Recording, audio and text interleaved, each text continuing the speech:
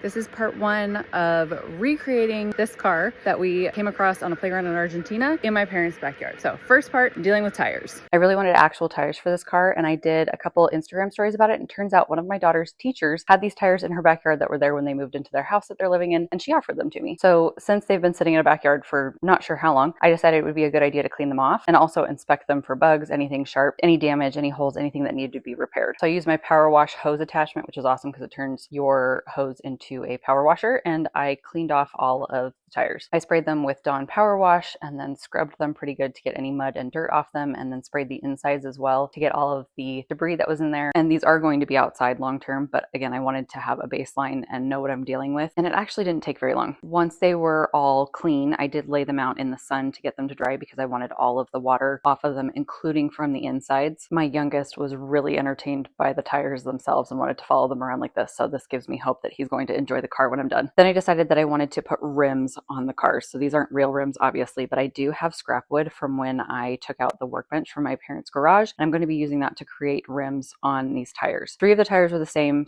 brand, same size. One of them was a different brand, but also the same size. And it turns out that I was able to fit all of them onto these 2 panels, so I didn't need to use any good plywood. I just traced the largest part of the opening for each tire, and I did that for both sides. Then I cut the plywood down so I was only working with 1 circle at a time, and then I cut out the circles with my jigsaw. Because this is a really rough plywood, I decided to sand the edges just to make everything smooth. I used 4 screws for each rim just to secure the wood to the tire and make sure there weren't any gaps. The plywood by itself is going to keep animals, debris, water from getting inside the tires, but water can still get in it. So in order to make sure that these are sealed, I got this silicone sealant and I siliconed the gaps between the tires and the plywood. Again, I did this on both sides so that the tires are completely sealed. Next up is building the frame for the car.